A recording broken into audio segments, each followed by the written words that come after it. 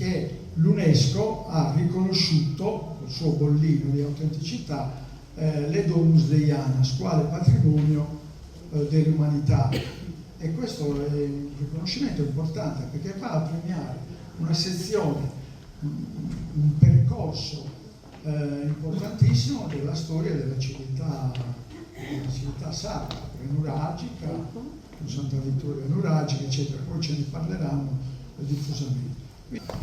Allora noi siamo riusciti ad organizzare questo evento, del quale ci occupiamo da sempre, no? Quello della civiltà, della nostra civiltà sarda, nuragica, eccetera.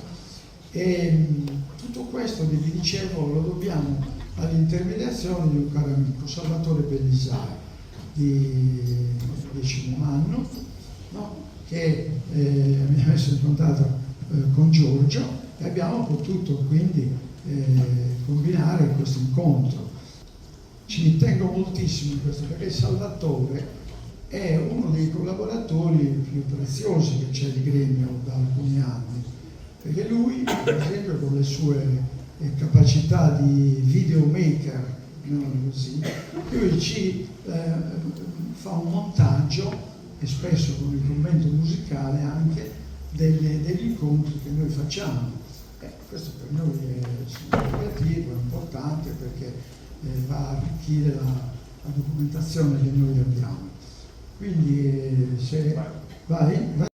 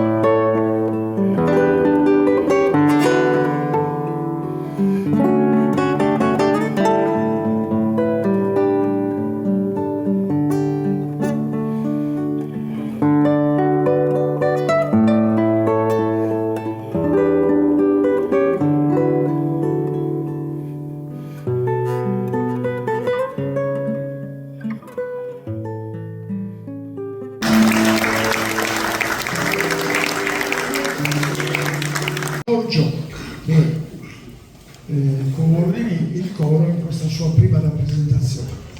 So che è una rappresentazione di una poesia musicale importante, perché parla di sempre, no? Questa poesia ci puoi spiegare? E poi? Intanto, buonasera a tutti, vi saluto. Io non so chi qua tra i presenti proviene da Sardegna e chi no, ma sicuramente la passione vi accomuna, visto il vostro interesse, la vostra curiosità per questa bella serata. Serata che è partita soprattutto grazie ai contatti che mi ha permesso di conoscere Salvatore Bellisai. Quindi Antonio Masia è diventato subito un nostro amico, come alcuni altri rappresentanti del gremio, perché la loro funzione, questa la loro particolarità dei nostri circoli sardi, è proprio quella di agevolare affinché anche coloro che vogliono portare il cuore oltre l'ostacolo, noi dalla Sardegna veniamo con il nostro cuore a portare tradizioni, a portare cultura, a portare storia, conoscenza, noi nel nostro caso lo facciamo con il canto, altri lo fanno con le conoscenze scientifiche, con anche la nostalgia, i nostri colori, però è bello poter approdare in contesti del genere, perché veramente c'è un connubio non indifferente. Noi sardi abbiamo questa passione, non vogliamo abbandonare, stiamo sempre più appassionati in modo che queste tradizioni che noi tramandiamo in un modo o nell'altro siano proiettate ancora di più nel tempo, perché come stavamo parlando prima, il santuario, i templi, le nostre risorse, archeologia, nuraghi, eccetera, queste cose le hanno fatto conoscere i nostri avi, i nostri genitori, i nostri nonni, i nostri zii, adesso proviamo noi a continuare a far sì che questo cammino di conoscenza non si interrompa. Quindi siamo contenti e lieti di poter essere qui a sposare un progetto patrocinato soprattutto dal gremio, perché io prima di iniziare con il coro e fare questa canzone voglio qui a fianco il sindaco di Serri, che non è solo l'istituzione come sindaco, è anche Antonio Samuele Gabbiano, amico e complice di questa associazione, perché molte cose le facciamo assieme, molti progetti li sviluppiamo assieme, in virtù anche di un discorso per noi culturale, per lui oltre che culturale anche amministrativo politico, visto che è un rappresentante di tutto il territorio che poi è qui presente attraverso il coro, perché il coro di Serri, quindi con l'impegno e onore a tutte queste persone le ringraziamo, perché questo coro vive ognuno delle proprie conoscenze a livello territoriale. Quindi già ringrazio i miei compagni per questo. Vi dico subito che la canzone che noi andremo a portare in apertura di questo convegno sarà una poesia che è stata scritta su quello che sono le antiche storie di Serri, qualcheduna un po' leggendaria, molte altre storicamente valide e riconosciute da documenti. Il nostro sindaco ci ha creduto subito, non abbiamo badato solo alla facciata, cioè alla tessitura di una canzone in più da tenere nel repertorio, bensì raccontare un qualcosa del nostro territorio. Lui ha finanziato un progetto per promuovere appunto tutto il territorio, raccontando quello che è la nascita del paese di Serri, che in antichità non era altro che un accampamento romano di nome Biora, di cui ancora ci sono le tracce di tutto l'accampamento romano. Quindi ci avvaliamo della sua collaborazione, perché prima di cantare il brano lui è parte integrante di questo brano, racconterà una brevissima introduzione che è veramente da ascoltare. Su naranta che in Biora, una ida de su tempus dei Romaus, una vesta di asperdiu geirottus agenti. Ispagus avarraus, consilaus in su sonnu de santo asire, si divuant andaus in Saiara, e in questo luogo nascia da Sai Desnerri.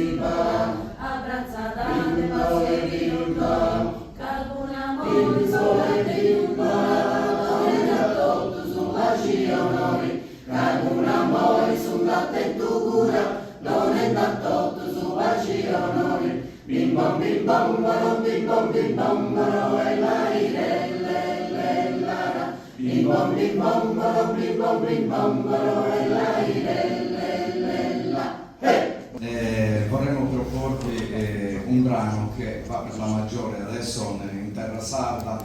Non andiamo a scavare proprio negli antichi passati, qualcosa di più recente, però scritta in sardo da un amico cantautore sardo che si chiama Soleandro.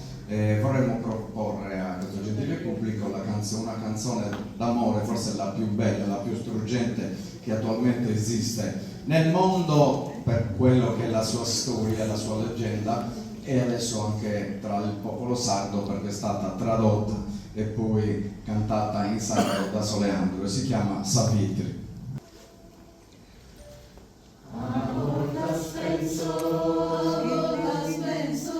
Si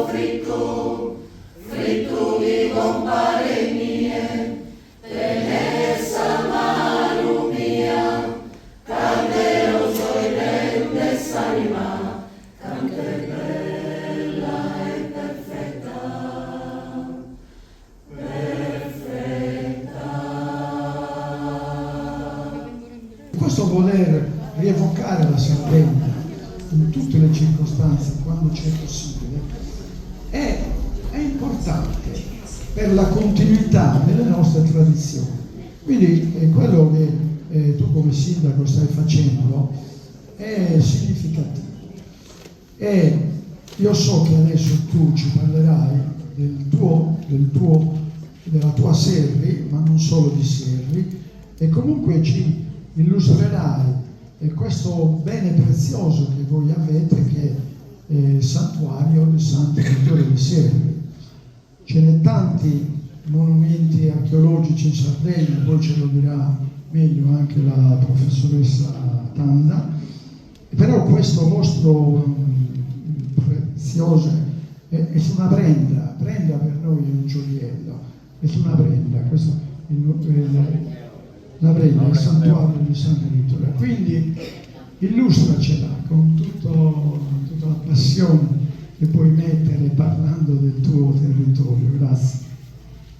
Buon pomeriggio a tutti, ringrazio anzitutto il Presidente, il gremio per la grande opportunità Naturalmente ringrazio anche Salvatore Bellisai che fa un po' da ponte tra Roma e la Sardegna anche in occasione di queste iniziative. Poi ringrazio il coro polifonico Voci Musica che come associazione culturale di Serri, ma in generale del territorio, contribuisce a salvaguardare, promuovere, valorizzare attraverso il canto e attraverso la musica le tradizioni, l'identità non solo del nostro paese, non solo del nostro territorio, ma di tutta la Sardegna, e lo fa sia a livello locale sia oltremare come in questa occasione.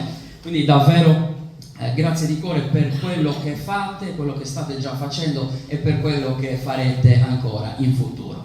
Veniamo a noi. Oggi faremo assieme un brevissimo viaggio alla scoperta di uno dei siti archeologici nuragici più importanti in tutto il bacino del Mediterraneo, si può affermare questa definizione. Però prima di farlo vorrei un attimino localizzare l'area geografica per capire un attimino dove siamo. Siamo a Serri, un piccolissimo comune che da pochi mesi si trova nella città metropolitana di Cagliari, ma prima ancora era nel sud Sardegna e prima ancora era nella provincia di Cagliari. Siamo nell'area geografica del Sarcidano, paese piccolo, circa 600 abitanti, e ci troviamo in un altopiano basaltico ad un'altezza di circa 640 metri sul livello del mare.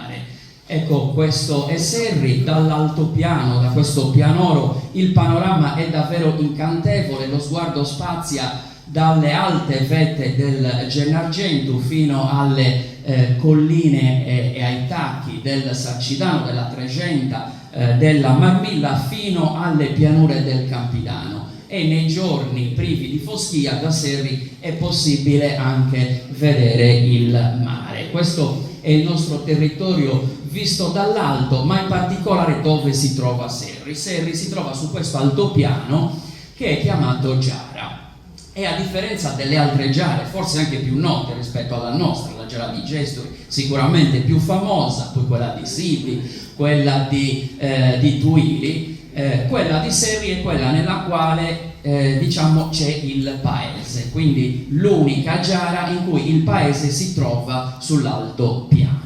Ecco, diciamo che Serri nel corso dei millenni, grazie alla sua posizione, ha influenzato le popolazioni non solo di passaggio, ma anche quelle che poi si sono insediate. Il nostro territorio si trova, diciamo, tra quella che è la parte, diciamo, più bassa della Sardegna, quindi il Campidano, la Tregenta, ed è la porta verso quella che è la Barbagia, in particolare la Barbagia di Seulo, tant'è che nel nostro territorio passano due strade statali, la 128 e poi nasce nel nostro territorio la 198, passano due linee ferroviarie, quindi proprio a testimonianza della centralità del nostro territorio rispetto, diciamo, ai territori limitrofi. E questa centralità è stata importante nel corso dei secoli, tant'è che nel periodo nuragico è stata, diciamo, creata quella che oggi chiamiamo Santuario Nuragico di Santa Vittoria. Quindi un nuragico di Santa Vittoria insieme al Parco Archeologico di Prano Mutteto di Gori e il nuraghe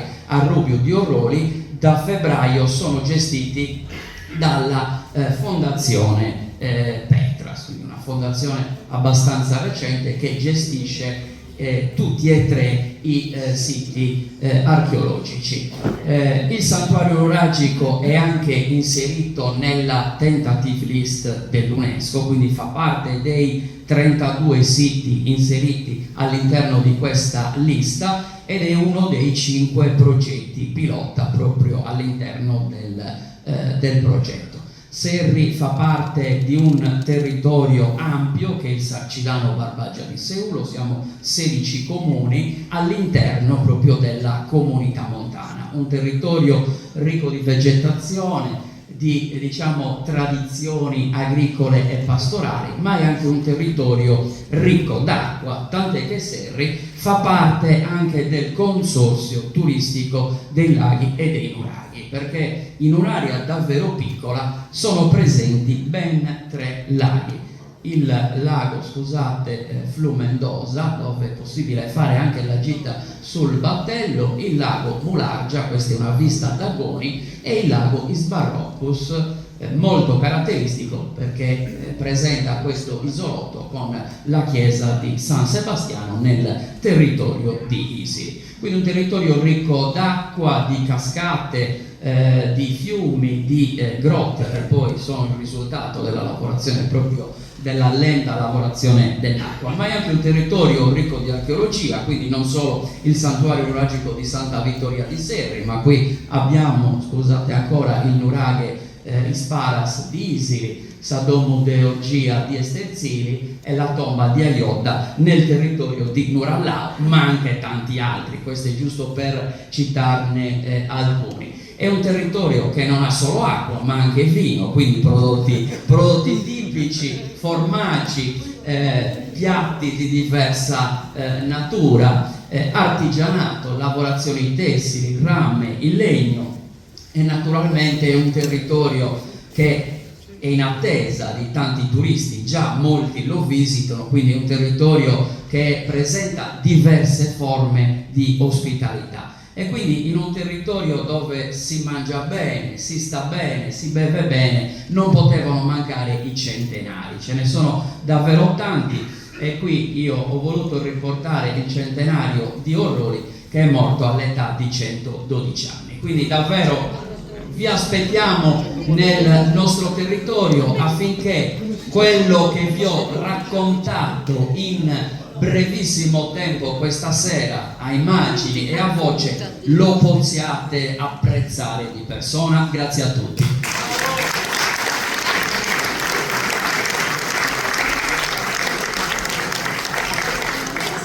Io vorrei anche ringraziare pubblicamente il dottor Belisari, perché è grazie a lui che noi siamo qua a parlare anche di storie dei Domus dei Janas. Comunque lo ringrazio pubblicamente perché ha iniziato forse un modo di diffondere, di divulgare senza limiti né cronologici né culturali, avendo solo come obiettivo far conoscere la storia e comunque diciamo anche la parola in generale di storia della Sardegna, perché anche nella preistoria si fa la storia della Sardegna, usandola in altri modi. Che cosa sono queste Domus dei Janas? Quando vengono escavate, perché vengono escavate e chi le ha escavate. Vari interrogativi che sono gli interrogativi che un archeologo si pone e quali cercheremo molto brevemente di rispondere. In questa slide noi vediamo le Domus dei Janas sono ben più numerose, sono circa 3500 e sono sparsi in tutta la Sardegna. Sono escavazioni artificiali, cioè sono tombe fatte dall'uomo con strumenti di pietra e poi vedremo anche qualcuno di questi strumenti che ricordano altri monumenti dello stesso genere, le tombe a camera che sono presenti nella penisola italiana, gli ipogei funerari che noi troviamo nelle isole del Mediterraneo, in tutta eccetera la Corsica, i monumenti che noi vediamo anche nel Nord Africa, che chiamano Awinette. Quindi il tipo di monumento è presente in migliaia di esemplari in tutto il Mediterraneo, ma in Sardegna hanno qualcosa di veramente eccezionale, unico. Cioè almeno 300 di queste Domus dei Janas hanno motivi dipinti, scolpiti o incisi, cioè hanno un'arte importantissima che non è uguale finora. L'unico ipogeo, l'unica tomba diciamo dello stesso genere che ricorda un pochino la nostra arte è l'ipogeo di Al-Safrini a Lauta, che ha pochi motivi che ricordano i nostri, ma noi ne abbiamo tantissimi. E poi soprattutto noi abbiamo anche dei monumenti che hanno numerosissime camere, fino a 20 camere fino a 20 camere, e non soltanto uno solo, ecco, Saffieni è enorme, ha 3 piani, è particolarissimo. Noi abbiamo decine di monumenti che hanno almeno 15 camere, anche questo è un elemento eccezionale. Quindi un altro eccezionale, qui vedremo qualche esempio, delle tombe organizzate con vari monumenti, varie celle, che guardate bene, sono state scavate non nello stesso periodo, quasi che fossero la realizzazione di un progetto unitario, no, sono frutto di ristrutturazioni, di aggiunte nel tempo fino per soddisfare ai bisogni della comunità. E noi siamo certi di questo. Siamo certi di questo. Perché? Perché in alcune tombe, per esempio nella tomba di Santo Pedro ad Alghero, che purtroppo non è stata neppure presentata perché non era in regola con certe norme di tutela, e in questa nella è testimoniata l'uso di questo sepolcro da circa 6.000 anni fa fino alle soglie della città nuragica. Perché ho messo questa immagine? Questa è l'immagine di un ingresso di Domus Deianas, e cioè della Domus Deianas nona di Sosfurighesu Giadanella, comunemente detta Sadumba Besure, perché è grandiosa e ha sulla parte una scultura, diciamo, un ingresso scolpito, noi lo chiamiamo stele abbastanza ben conservate, ma che è caratteristica della tomba di Giganti. Questa tomba ci testimonia in maniera concreta che i tempi sono molto avanzati e siamo già è iniziata la civiltà nuragica, e in effetti nelle vicinanze, proprio a 200-300 metri, sono i resti di nuraghi e del villaggio nuragico, ma resiste ancora quella tradizione di escavare nelle tombe, ma i nuovi, cioè la comunità nuragica è intervenuta per dare, come dire, una sorta di suggello alla tomba fatta nella preistoria, usata anche durante la civiltà nuragica. Per scavare questa stella, per realizzare questo ingresso, venne distrutta una camera e poi venne scavata tutta questa sembra una porta. E qualcuno ha proprio parlato di una sorta di evoluzione diciamo da alcune architetture delle Domus Deianas, ma della tomba dei Giganti. Questo ingresso ha anche un altro particolare: in alto, sulla sommità, sono scavate 3 fosse, e all'interno di queste fosse ci sono i resti di 3 vetrilini. Ora, in tombe di Giganti, vicino per esempio su ponte di Silano, comunque nella Sardegna centrale, noi troviamo i vetri maschili e femminili, che sono tipici della tomba della civiltà nuragica. Qua, assieme alla stele, vennero anche realizzati i 3 vetri, che sono in dimensioni ridottissime, ma ci sono. Ma queste Domus Deianas vennero usate anche oltre la civiltà nuragica, anche in età medievale, in età romana e così via. Ecco, anche in età medievale. E questa è una foto che riguarda la tomba del campo di Sant'Andrea Priu a Bonocla. Ecco, dove sono disposte queste tombe? Su vari tipi di paesaggio, in zone pianeggianti, in pendii, in costoni o anche massi isolati. Qua siamo a Sotto una necropoli situata nei pressi di Porto Torres, anzi, territorio di Porto Torres, quasi di fronte all'altare preistorico di Monte d'Acude. Una necropoli importante, molto importante, e poi vedremo anche, eccola qua dall'alto, una necropoli che è stata percorsa durante l'età romana dai carri, che hanno lasciato delle tracce. Quelle solcature sono le tracce lasciate dai carri dei romani che dai villaggi del Sassarese arrivavano fino a turisti. È in pericolo questa, e qua rispondo a qualcosa che diceva il nostro presidente dell'Egreglia.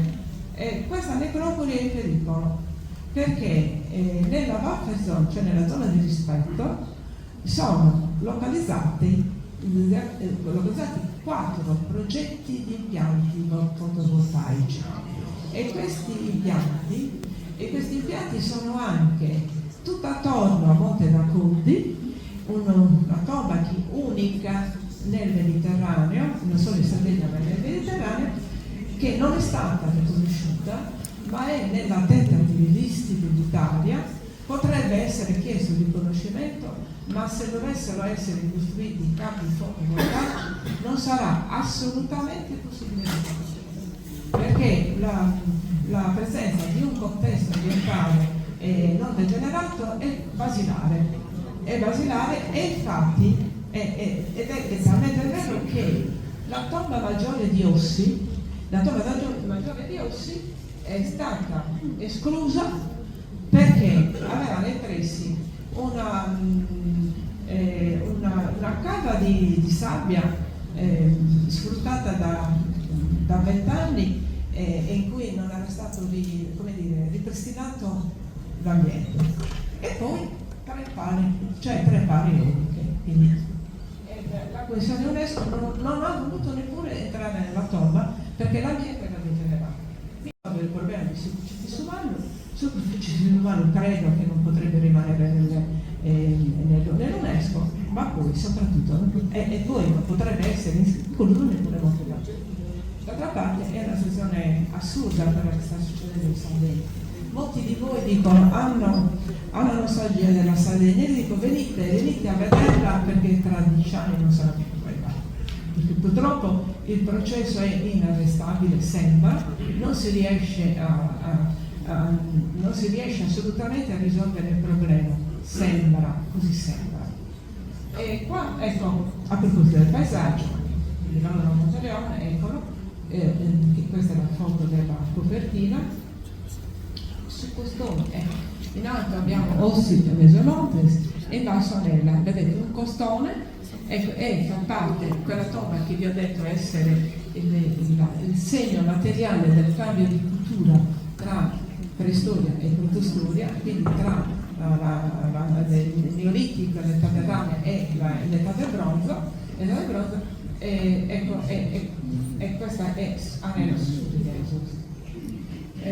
Sicuramente voi conoscete, quindi vi ho detto, sono tombe realizzate in massi come questo, e questo tutti senz'altro, sia i sardi che sono a Giulia, sia quelli che tornano a rivedere la Sardegna, sia i turisti in generale, passano a Castelsalvo e vedono la tomba, la voce dell'elefante, ma nessuno le guide. E quindi, a proposito della diffusione, noi è vero abbiamo bisogno anche di guide turistiche che siano aggiornate anche nelle conoscenze, perché ecco, la guida dovrebbe anche dire: guardate che qua ci sono i resti di 2 domus deianas, una quasi nella parte superiore, ma l'altra nella parte inferiore ben visibile, e che ed è anche decorata con molti sculpiti. Qua siamo a Moiada, nella necropoli di Stavene, che è caratterizzata soprattutto da massi nei quali viene realizzata domus deiana di piccole dimensioni. E poi ingressi di vario genere, come questi. Ecco, qua invece ci dobbiamo fermare. Questa era necropoli di Brodo ad Oniferi, importantissima per i motivi scolpiti, motivi scolpiti che sono di un tipo particolare di cui qui accenneremo. Abbiamo detto che le domus deiana si vedono da lontano perché si vedono le aperture. Queste aperture erano chiuse da elementi di pietra come questi, noi li chiamiamo chiusini. Ecco, ne abbiamo un esempio. Parlavamo poco fa di planimetrie complicate, fino a 20 camere che passano a destra, abbiamo la planimetria della tomba maggiore di Ossi, quella tomba che abbiamo detto non è stata ammessa alla valutazione, quindi addirittura non abbiamo neppure potuto presentare nelle illusioni. E poi tombe semplici, 2 camere, 3 camere e così via. Dicevamo che le tombe sono escavate, sì, con strumenti di pietra, e siamo sicuri anche di questo. A sinistra avete un esempio di questi, e a destra i modi con cui lo strumento veniva maneggiato e veniva utilizzato. E queste sono le azioni fondamentali di chi scavava le tombe. Un centro importante è questo gli Scampellini che scavavano almeno 3500 domus deianas, e forse, l'ipotesi noi l'abbiamo fatta, e forse avevano partecipato anche a scavare monumenti in altre regioni, per esempio in altre isole, per esempio a Malta. Abbiamo fatto questa ipotesi d'accordo con il collega Polano, perché le tracce degli strumenti che noi vediamo sulle pareti di Malta sono simili a quelle che troviamo nelle tombe sarde, quindi è probabile che le maestranze fossero le medesime. Ancora alcuni segni di rifinitura. Ecco, questa è la tomba 11ª in cui Taramelli trovò un individuo che era attorniato da strumenti di escavazione, quindi probabilmente era un escavatore, un artista, un artigiano dedito a questo lavoro, e che venne sepolto con gli strumenti che potevano servirgli in un'altra vita. Della domus deianas, che è la casa dei morti. Vedremo che della casa dei vivi in queste tombe noi troviamo molti aspetti, abbiamo colonne, abbiamo pilastri, abbiamo focolari, e poi soffitto a doppio spiovente, eccetera. Cioè è veramente ricostruita l'abitazione, che diciamo in campo archeologico abbiamo ritrovato solo in un caso, che è quello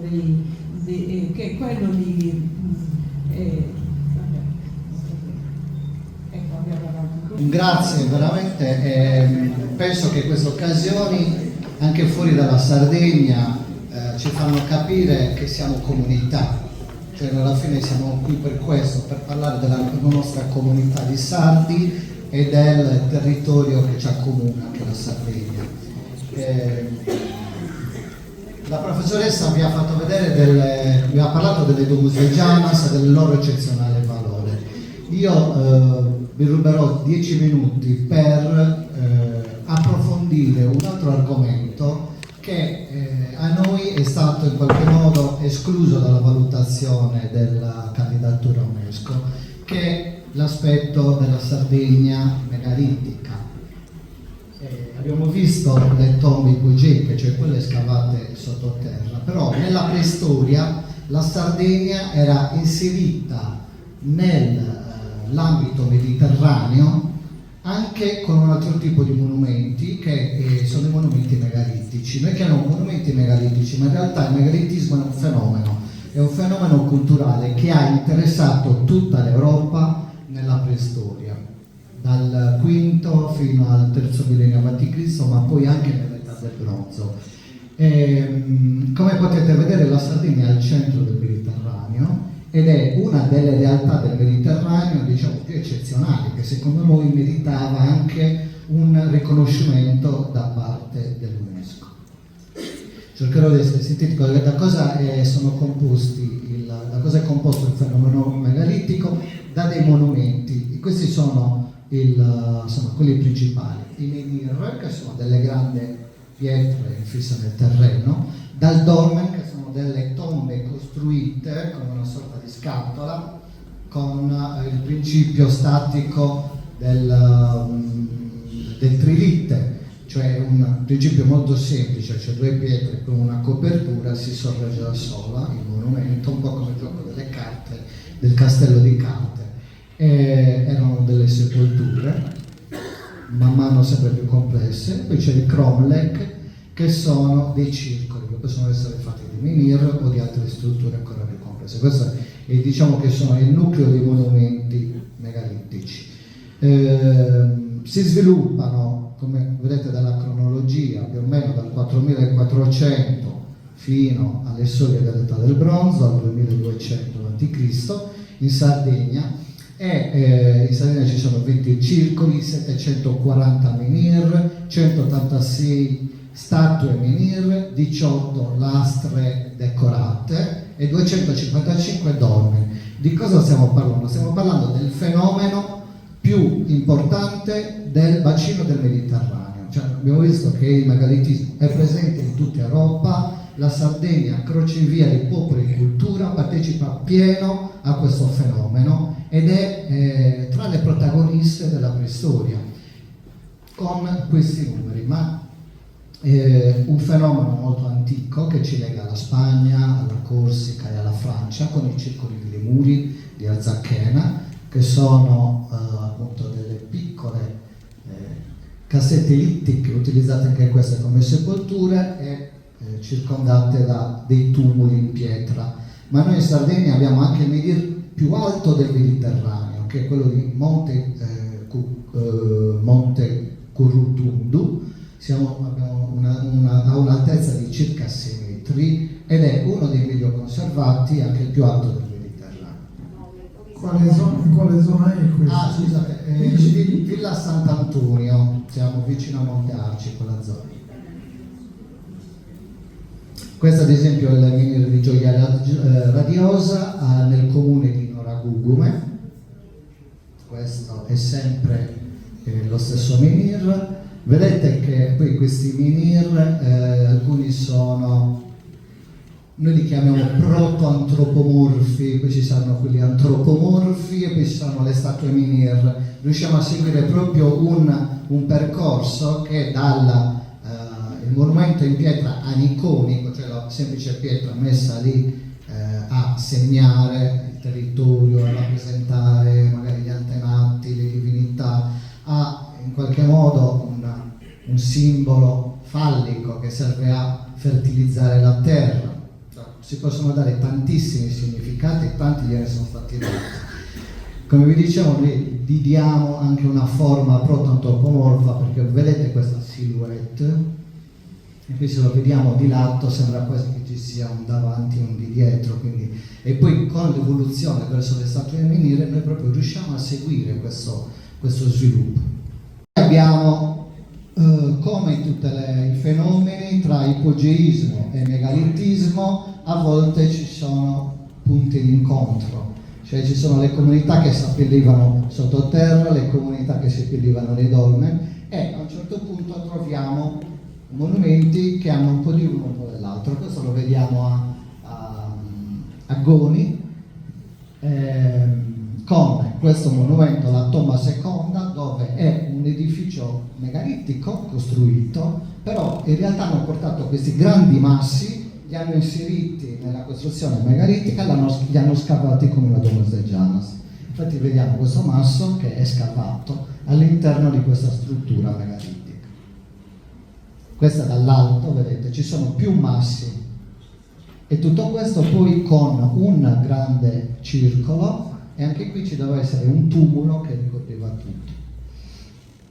Il megalitismo poi si sviluppa con quelle che vengono chiamate le couverte, le tombe a galleria, cioè dolmen allungati, e queste tombe a galleria daranno il via alle muraglie megalitiche, agli ingressi delle muraglie megalitiche, come quello di Monte Baranta. È sull'esperienza del megalitismo che si svilupperanno queste strutture difensive con questi corridoi, qui lo vedete lassù in alto, il corridoio. Quei corridoi daranno poi avvio questa è la muraglia di Monte Baranta, daranno avvio alle costruzioni della fine dell'età del rame e dell'inizio della civiltà nuragica, che noi chiamiamo protonuraghi, e dai protonuraghi che poi si svilupperanno i nuraghi. Allora, per concludere, noi vediamo una storia millenaria, ma di tradizioni tramandate di generazione in generazione. Quindi noi troviamo un filo conduttore, un filo logico e di un sapere che viene tramandato, che parte dalla preistoria e arriva poi fino alle strutture nuragiche e al mondo nuragico. Grazie.